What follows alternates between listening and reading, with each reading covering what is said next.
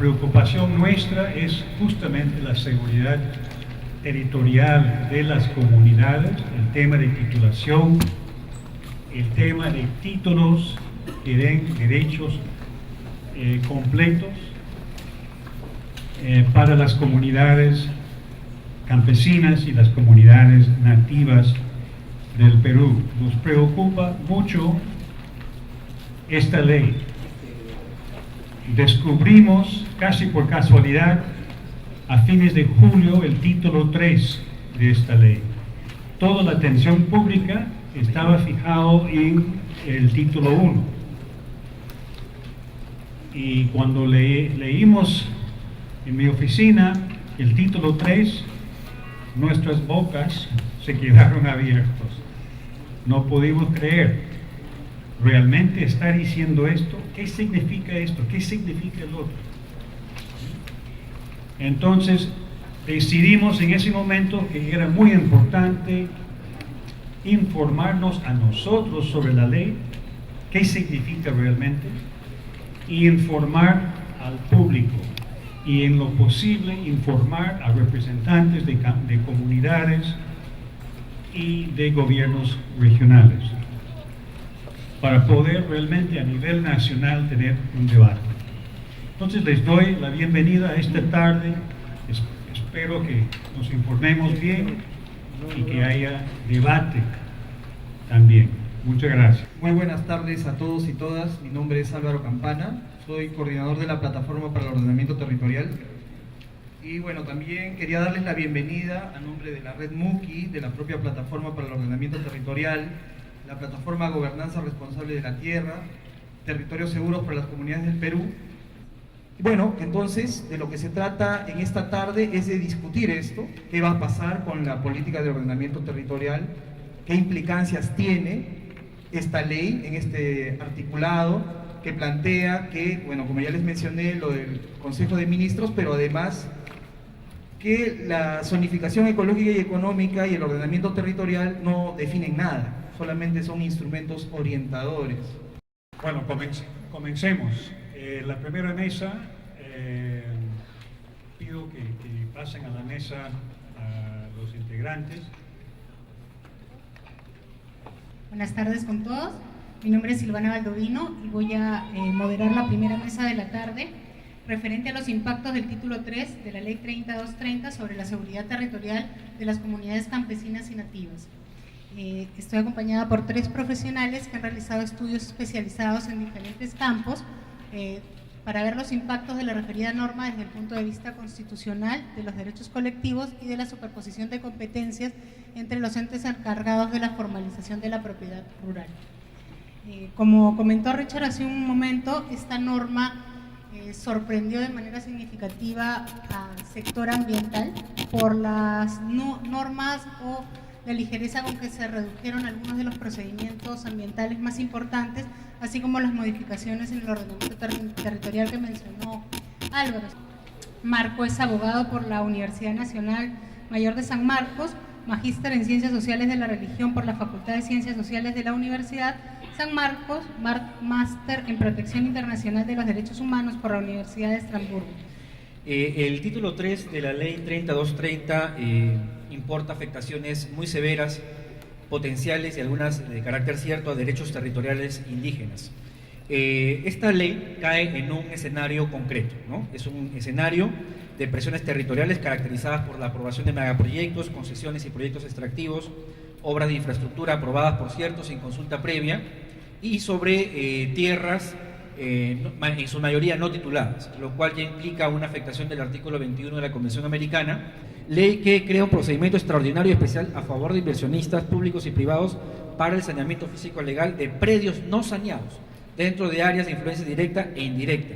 El único objetivo legal de la ley entonces es dinamizar y favorecer las inversiones privadas o públicas, y el objetivo para ello es sanear física y legalmente predios a fin de que estos entren en el tráfico jurídico y puedan, en el caso de los privados, ser objeto de transacciones, ¿no es cierto?, para poder viabilizar el ejercicio de los derechos otorgados, llámense concesiones, Una ley sumamente compleja, sumamente detallada, muy técnica, que no ha tenido opiniones técnicas de ningún organismo especializado, ni público ni privado, y que fue aprobada por el Parlamento en la Comisión Permanente del Congreso por 11 congresistas en solamente 2 semanas de procedimiento. Sin embargo, sí la ley está propiciando esta suerte de despojo territorial a favor de inversionistas privados. Pero ¿qué tal si la ley 3230 se publica una modificación en la que se declara, se excluye del efecto a las tierras de comunidades campesinas y nativas? ¿Sería esto suficiente? Nos planteamos que no. Y esto por la sencilla razón de que el actual gobierno se ha arrogado la potestad de decidir quién es indígena y quién no. Es decir, se señala, ¿no es cierto?, bajo una tesis ciertamente un poco peregrina, que no existen pueblos indígenas o comunidades indígenas en la costa, ¿no es cierto?, y en la sierra está por verse. Entonces, ¿quién decide quién es indígena y quién no? El Estado. La ley, esta cláusula de condicionalidad estaría entonces supeditada a un ejercicio discrecional unilateral del Estado. Y en segundo lugar, de que no se está hablando de territorio, sino de exclusión de tierras de comunidad, ¿no? Tenemos bastantes leyes, bastantes normas, que unas se superponen a otras, que unas no han derogado a otras de manera expresa, se entiende que hay derogaciones tácitas, pero finalmente lo que resulta es una confusión, ¿no? Que es lo que ha pasado en materia de saneamiento físico legal en temas de comunidades nativas y campesinas. Que finalmente lo que tenemos es una norma cuya interpretación puede someterse a 2 cosas: a una interpretación antojadiza por parte del gobierno, de las propias empresas, o a una interpretación difusa, confusa, ¿no? ¿Qué le doy? O sea, una interpretación literal, ¿qué es lo que me dice finalmente, ¿no? Me va a decir que quienes están excluidos, o digamos los predios, o digamos cualquier predio o cualquier terreno que no tengas saneado en ese momento la propiedad, entonces podría ser susceptible a pasar a formar parte del proyecto de inversión. La norma establece una serie de disposiciones que son bastante poco claras, ¿no? Poco claras, difusas, bastante etéreas. Entonces, sí precisamos o la modificación por ley o finalmente, en el peor de los escenarios, las precisiones que se hagan en el reglamento, si cabría eso. Nuestro tercer panelista es Juan Carlos Ruiz, es abogado con especialidad en Derecho Constitucional y Derechos Humanos, con experiencia en trabajo en Derecho Parlamentario, Derechos Humanos, Acceso a la Justicia y Derecho de los Pueblos Indígenas. Va a tocar directamente el tema, la constitucionalidad de esta norma y la afectación a los derechos de pueblos indígenas. Es una ley aparentemente expedida en el marco de las competencias del Congreso, pero afecta, entre otras cosas, el derecho de propiedad de los pueblos indígenas. Y la medida que afecta el derecho de propiedad, voy a explicarlo ahorita, tiene un vicio de nulidad. O lo arregla el Congreso o se arregla vía una demanda de inconstitucionalidad. Entonces, lo primero que hay que decir entonces es que no es cierto eso que dijo una vez Humala, piña coca va. O sea, si yo logro demostrar que esa decisión afecta a derechos fundamentales, la última decisión no la tiene el poder político. La tienen los jueces a través de los cuales habla la Constitución política. ¿Entienden? Entonces, eso ocurre acá. Y eso ocurre, y a veces eso no se entiende, porque a veces algunos funcionarios creen que, por ejemplo, el derecho a la consulta, el derecho a la titulación, se va a cumplir cuando a ellos se les antoje. Pero hay una excepción, que es el punto central de la inconstitucionalidad de esa norma. Es cierto, si no está titulado un territorio, es del Estado, salvo que sea territorio de los pueblos indígenas. Por el caso de los pueblos indígenas, la simple posesión ancestral equivale al título. Esa regla está en el 14 del Convenio 169 y está desarrollada ampliamente, primero en sentencias de la Corte Interamericana, que tienen rango constitucional, y luego, tímidamente, el Tribunal Constitucional lo ha dicho. Esta regla es muy importante porque esta regla acá ha sido invisibilizada. Entonces, en el caso del capítulo 3 de la Ley 3230, la inconstitucionalidad no está por lo que dice, sino por lo que calla. Aquí, si uno mira la norma, no aparecen por ningún lado los territorios de los pueblos indígenas, no aparece por ningún lado el derecho a la propiedad de los pueblos indígenas. En la medida que acá va a haber reasentamiento, ¿no es cierto?, aproximadamente de las 6.000 y pico de comunidades que hay, 1.500 no tienen título, Si esto se concreta, van a ser expulsadas, desplazadas. Es evidente que además de consultar, hay necesidad de hacer consentimiento. ¿Qué significa consentimiento? Consentimiento significa que en determinados casos, además de consultar, el Estado tiene que obtener el consentimiento. No lo digamos nosotros. La Corte Suprema, en un caso que litigamos como IDL, Corte Suprema en una sentencia, ojo, sentencia vinculante, porque es una acción popular, artículo 82 del Código Procesal Constitucional dice que eso es normativo. Le dijo al MINEN, oye, en determinados casos, la decisión, además de consultada, tiene que tener el consentimiento. Y citó literalmente a la sentencia Saramaca. Entonces, no se ha consultado, no hay consentimiento, hay violación del derecho al territorio, a la propiedad, a la autodeterminación.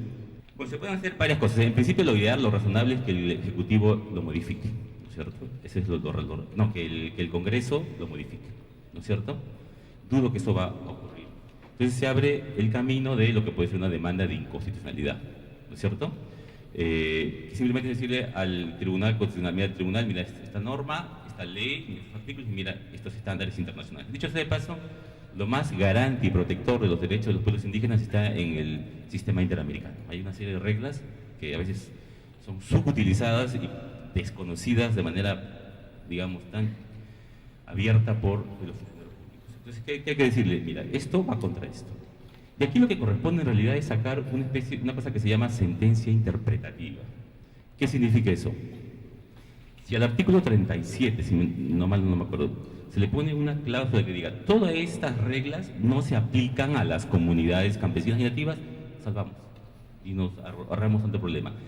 ¿Qué pasa cuando el Tribunal Constitucional, en un marco de un control constitucional, de una demanda de inconstitucionalidad, lo que va a intentar es tratar de salvar la ley? Y va a buscar algún sentido interpretativo que salve la ley, pero al mismo tiempo que proteja derechos. Hay un deber de prevención que está muy desarrollado en el sistema interamericano. No es el deber de prevención como principio constitucional ambiental. La Corte Interamericana ha dicho que frente a violaciones a los derechos humanos hay 4 responsabilidades. Primero, prevenir las violaciones, investigarlas, sancionarlas y repararlas. La función de prevención es muy importante. Es decir, el Estado, cuando ve que estamos ante un curso de colisión y se viene una violación sistemática, no tiene que esperar a que esto ocurra. Tiene un deber de prevenir las violaciones. Es evidente que si esta norma se aplica, va a afectar el derecho al territorio, y el derecho al territorio no es un derecho más de los pueblos indígenas, es un derecho fundamental.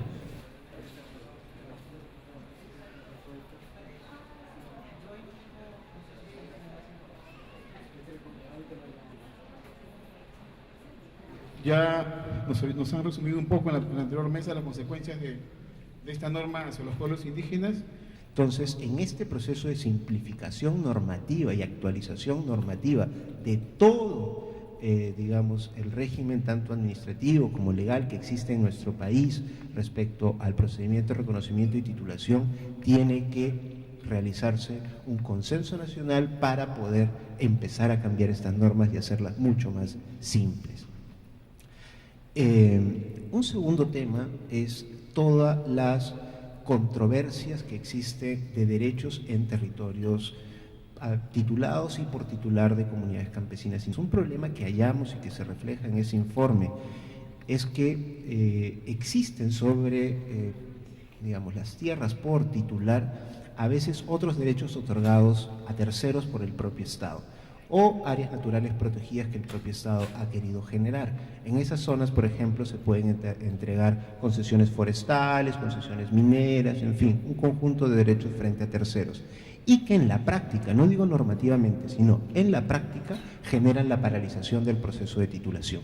Este es el caso de la comunidad de Alto Tamaya-Sahueto, que justamente 11 años buscando su titulación, Edwin Chota no logró, a pesar de haber tocado infinidad de veces las puertas de las instituciones regionales y nacionales para lograr su titulación, no lo pudo obtener. Él perdió la vida y aún al día de hoy todavía el título de propiedad de su comunidad no se ha podido otorgar.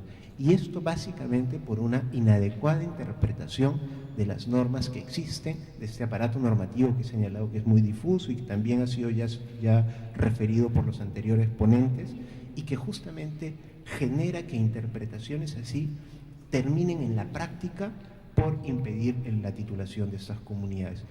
Para nosotros esta ley si es que se interpreta, esta ley no se podría interpretar en el sentido de que modifique el régimen de comunidades, el régimen de propiedad de las comunidades campesinas y nativas por un simple hecho, que ésta no ha pasado por un proceso de consulta previa. Nosotros al Poder Ejecutivo le hemos instado justamente a que pueda emitir un lineamiento preciso de que esta norma se tiene que interpretar de otra manera distinta a la posibilidad de la modificación del reglamento del régimen de protección de la propiedad comunal de las comunidades campesinas y nativas. Ese es un mensaje que nosotros hemos emitido al Poder Ejecutivo hace unos 10 días y que si pasara, digamos, una interpretación de la cual esperamos que con ánimos de salvar la norma, como ha sido referido también por los anteriores panelistas, si pasara una aplicación contraria a la que nosotros estamos señalando, que no podría ser porque no ha pasado por un proceso de consulta, se tendrán que analizar los mecanismos, ya sea administrativos, judiciales o hasta constitucionales, para justamente demandar que no puede haber una modificación sin un proceso de consulta. Hay un entramado de poderes legales, de mafias, ¿no?, en torno a la titulación de las tierras. Aquí hay un tema que nosotros estamos tratando de coordinar con Agricultura, que va orientado a dar un respaldo en términos de lineamiento, de recojo y evaluación de información para el reconocimiento e inscripción de personería jurídica de comunidades nativas en los registros nacionales, ¿no?, y que permitan facilitar a los gobiernos regionales estos procesos de titulación. Entonces, este esfuerzo por generar lineamientos que faciliten los procesos de titulación en las comunidades nativas y desarrollo agrario en la selva, en la zona amazónica, creemos que puede ser una medida que favorezca el desentrampamiento de estos procesos de titulación, ¿no? En cuanto al tema de la reglamentación de la ley número 30.230, ¿no?, en este caso nosotros desde el Viceministerio de Interculturalidad y también desde el otro viceministerio, hemos emitido una opinión, una propuesta para la reglamentación de la ley, en la cual pedimos específicamente que se agregue una disposición complementaria en la medida que se señale que las medidas establecidas en el presente reglamento sobre procedimientos especiales de saneamiento físico legal excluya y no sea aplicable a tierras de comunidades campesinas y nativas, incluyendo reservas indígenas y áreas de uso público de protección, forestales de protección, que constituyan sitios o zonas arqueológicas y aquellas declaradas como parte integral del patrimonio cultural de la nación. Lo que quiero transmitir es una mirada distinta, es una posición distinta, es una forma de ver distinta que creemos que está sustentada en la propia ley.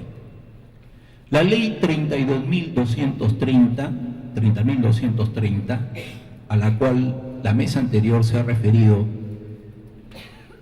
en el sentido que afecta a los derechos de las comunidades, que afecta el derecho de propiedad de las comunidades, para el Poder Ejecutivo y para el Ministerio de Vivienda, que es quien está a cargo de refrendar el reglamento de esta ley no afecta.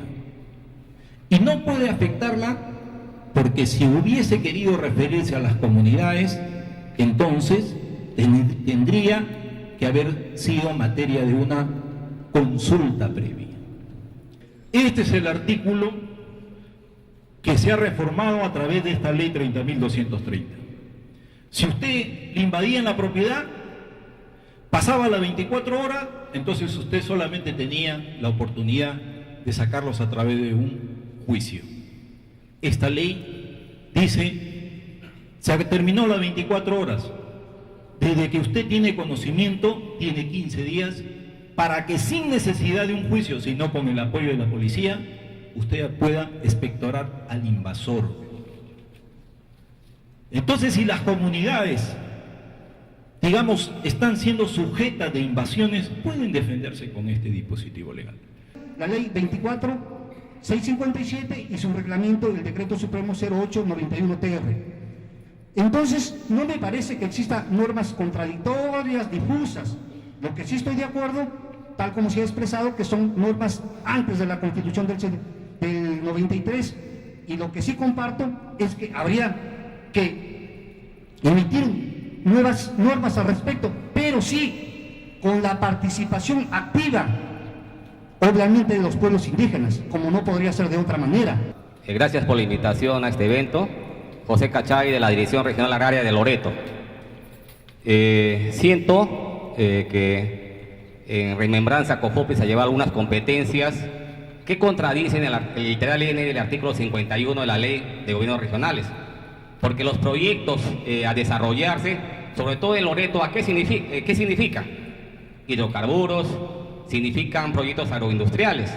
Y esos son temas rurales que le corresponde definitivamente su saneamiento y su tratamiento a los gobiernos regionales a través de las direcciones regionales agrarias.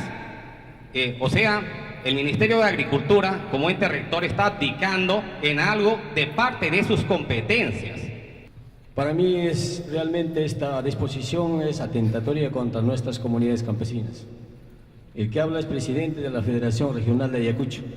Ayacucho cuenta más de 600 comunidades campesinas tituladas y muchas de ellas no están tituladas registradas, pero ya no el proyecto especial de titulación de tierras asume esta tarea, sino que COFOPRE está entrando en disolver las comunidades campesinas. Están entrando titular en forma individual, casi a la fuerza.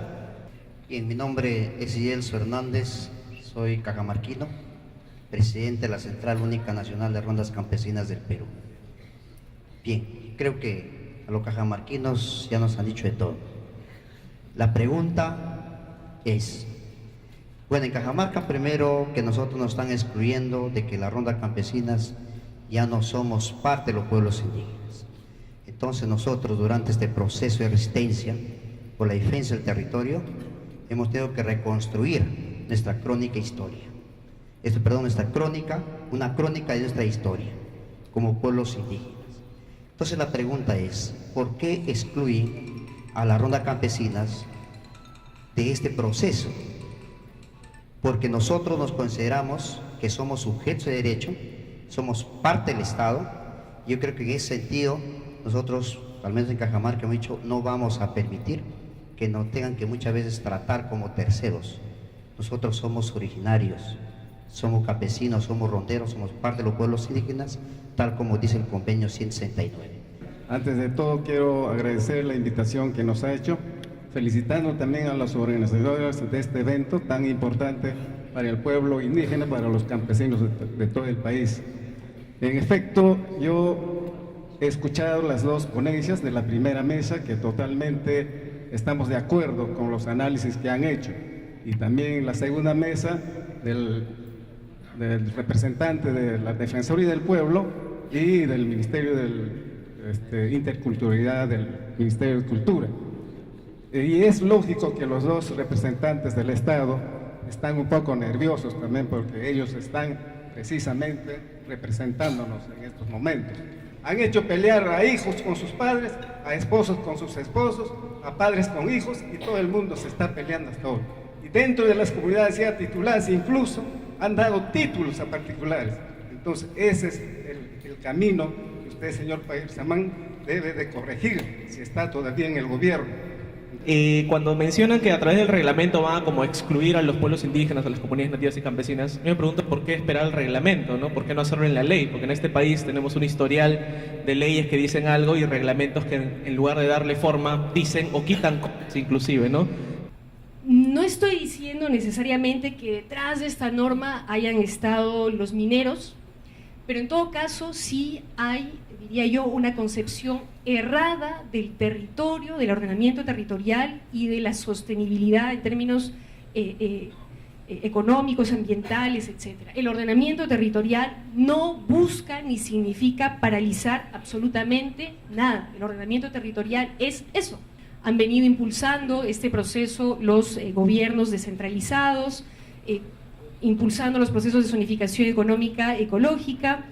En ese sentido es que se presentó a partir de la plataforma de ordenamiento territorial con un amplio proceso participativo de construcción de propuesta normativa, se presentó un proyecto de ley que busca regular el ordenamiento territorial que está en el Congreso de la República, que ha sido objeto de una serie de audiencias públicas descentralizadas conducidas por la Comisión de Descentralización, que ya tiene un predictamen, listo para ser debatido en la Comisión de Descentralización. Como anécdota nada más, cuando en la última legislatura el presidente de la comisión quiso ponerlo a debate, los congresistas oficialistas simplemente no asistían y dejaban sin quórum a la comisión, entonces ni siquiera había posibilidad de discutirlo.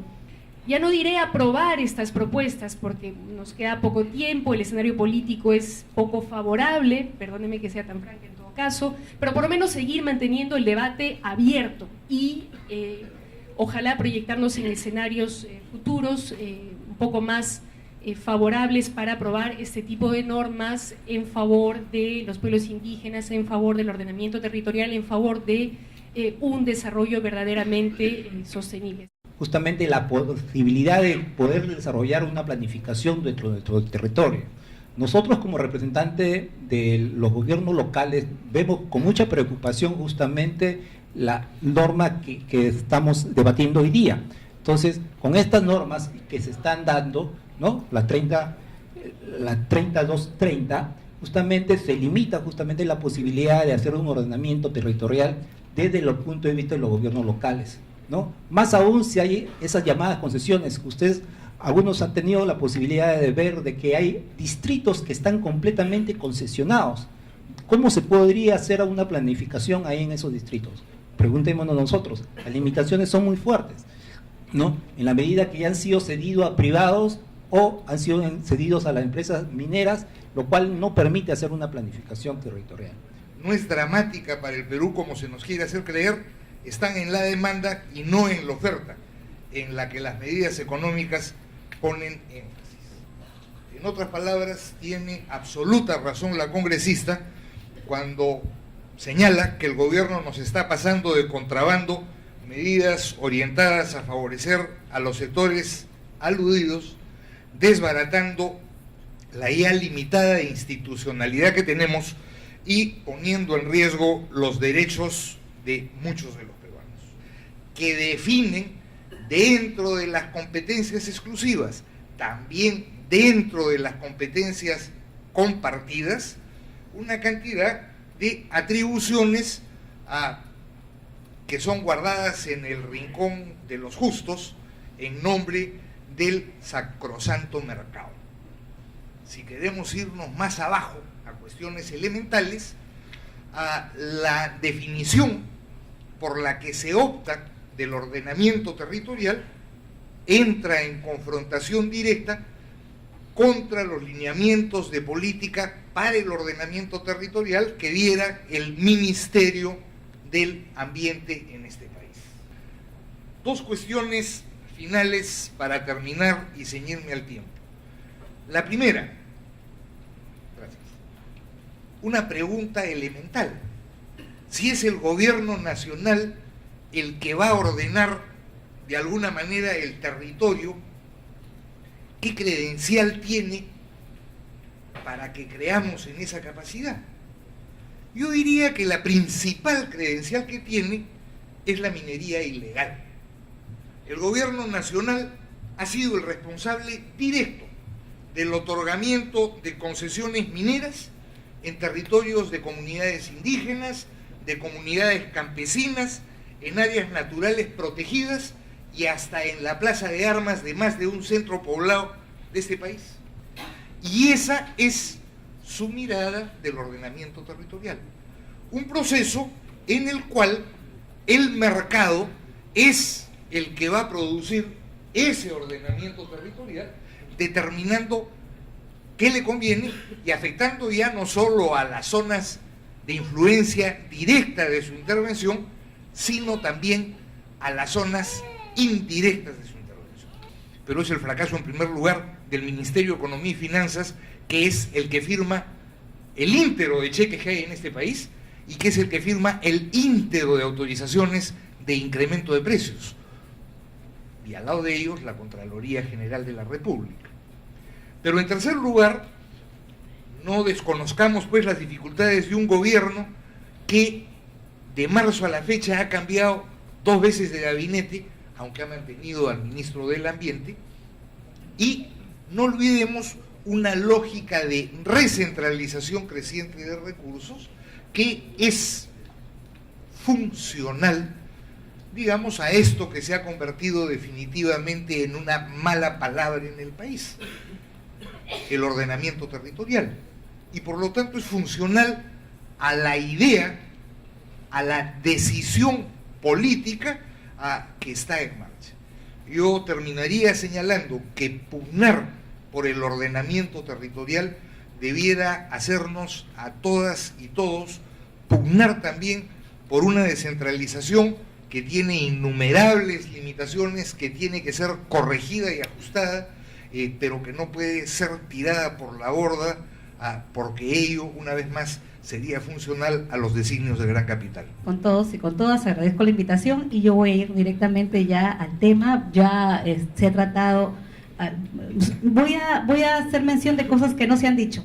Una primera es la justificación. La exposición de motivos señala que por qué hay que hacer cambios en el tema de ordenamiento territorial, porque hay una confusión de ordenamiento territorial con ordenamiento ambiental, se dice, ¿no? Y entonces el ordenamiento ambiental es la competencia que le corresponde al MINAM. El ordenamiento territorial excede a sus competencias. Sacar de las competencias del MINAM el ordenamiento territorial.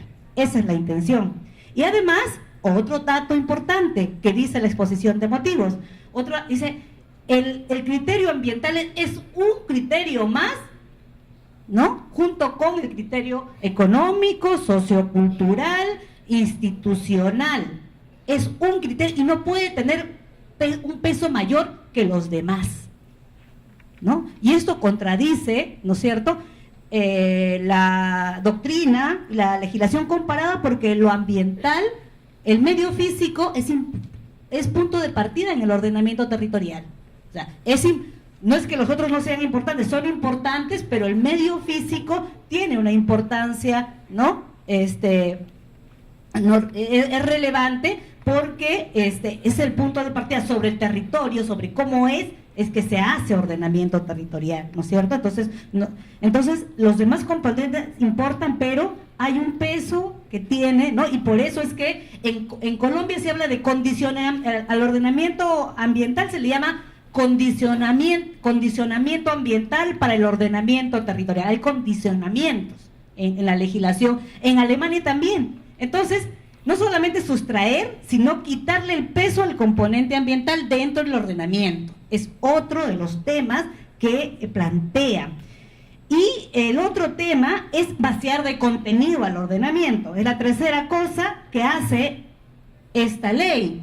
¿Por qué? Porque cambia la definición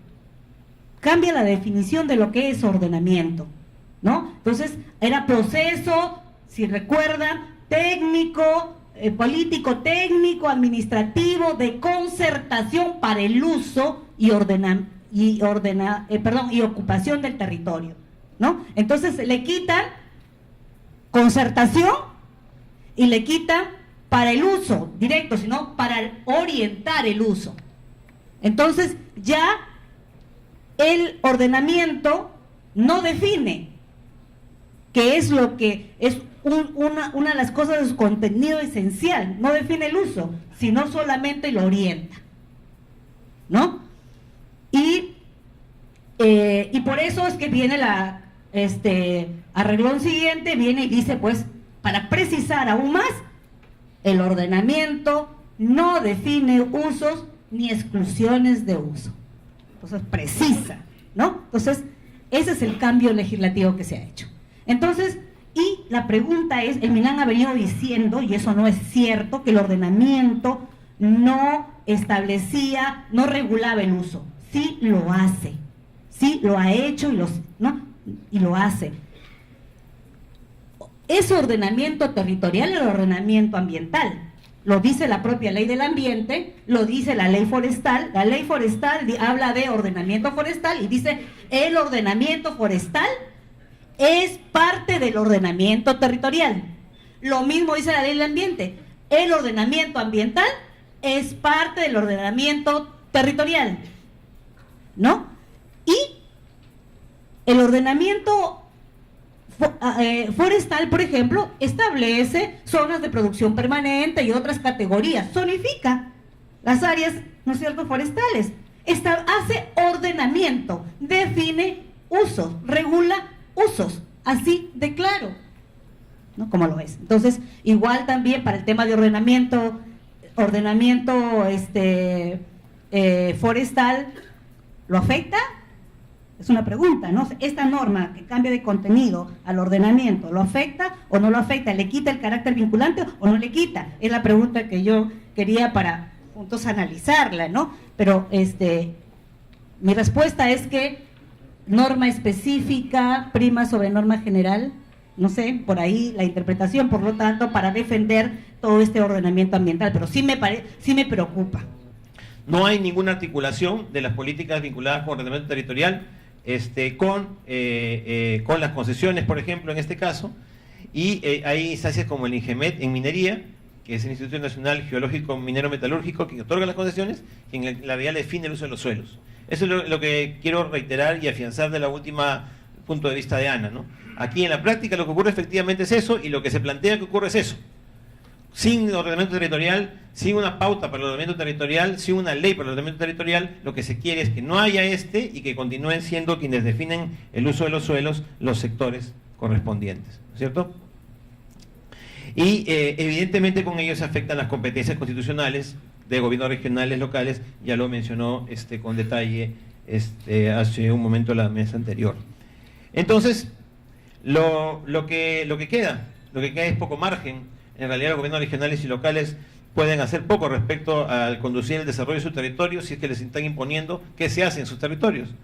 Y en la práctica se les está imponiendo el desarrollarse en función de las industrias extractivas, petróleo, hidrocarburos, minería, etcétera, quienes están estableciendo la imposición de estos desarrollos y por dónde debe ir el desarrollo futuro de los gobiernos regionales y locales y nuestro país en general son los sectores competentes en cada materia. Termino con esta imagen, ¿no? Ustedes sumen las dos imágenes y vean qué nos cae de territorio, ¿no? Estas son las imágenes de las zonas para hidrocarburos, ¿no es cierto? Y la imagen de las zonas mineras.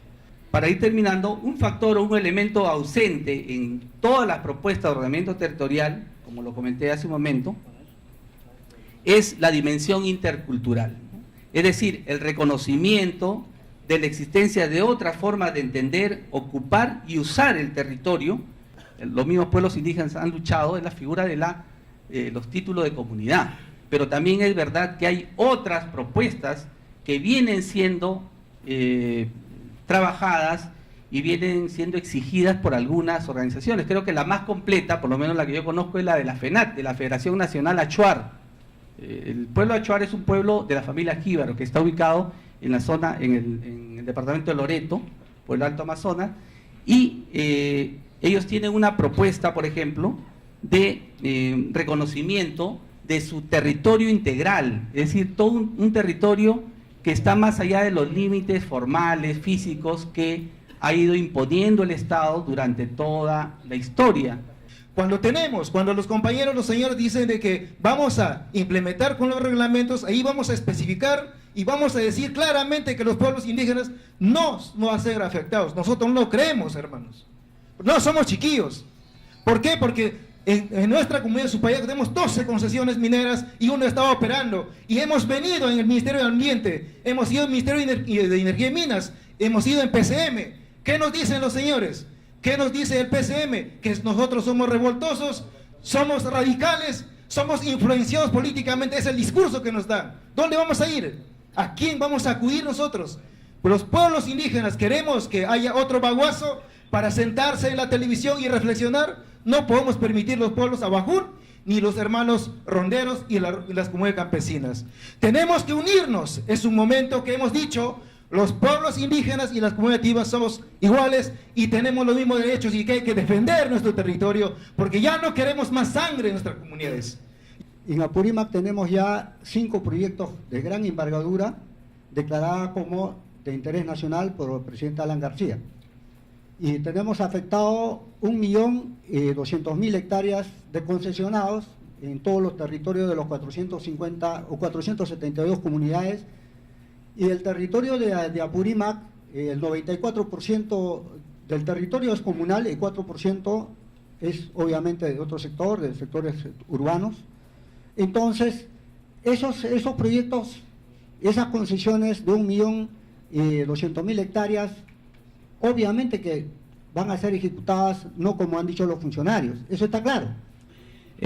Muy saludable la reunión de hoy día. Hemos escuchado las exposiciones de los funcionarios de los diferentes ministerios, pero desde luego nosotros precisar como organizaciones de bases sociales, donde que aún este tipo de problemas ya sabemos cuando ya están aprobadas, cuando ya se reglamenta, pero más antes aún no tenemos ningún convocatoria, ningún conocimiento. Por lo tanto, creo que también doy ese mensaje de que los funcionarios del Estado aún no conocen el territorio geográfico de cada región y toman, disculpen el término, a carpetazos en el gabinete. Sí, los organizadores me han hecho un encargo bastante complejo, que es tratar de sacar algunas conclusiones. Como ustedes se habrán dado cuenta, la tarde y esta parte de la noche han sido bastante ricas como para tratar de hacer algunas conclusiones. Sin embargo, intentaré combinar un intento de síntesis. Creo que hemos tenido una lectura básicamente jurídica en esta jornada.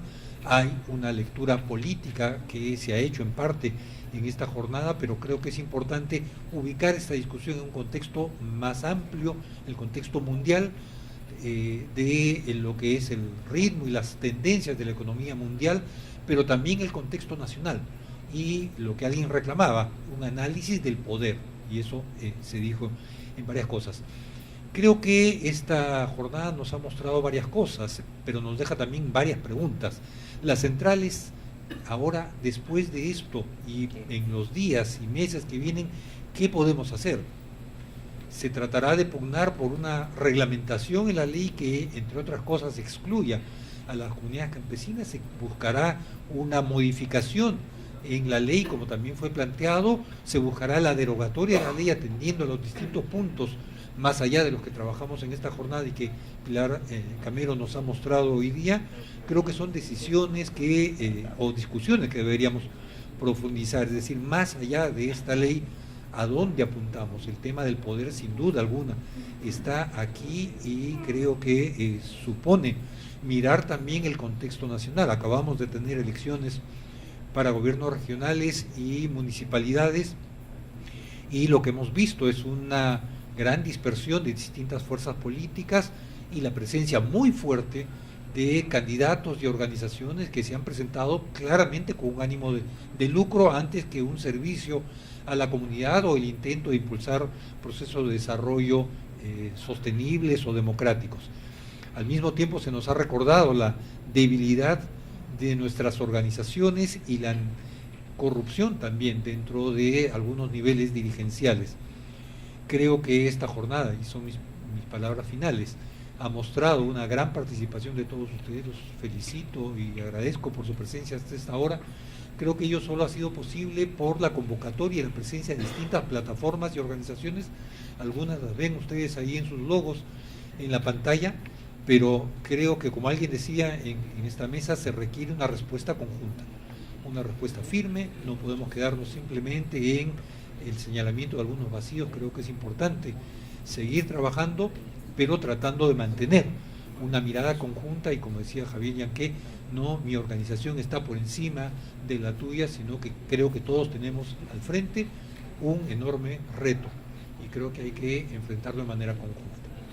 Sin más, les agradezco su tiempo, su paciencia y los invito a un vino en el exterior de esta sala. Buenas noches y muchísimas gracias.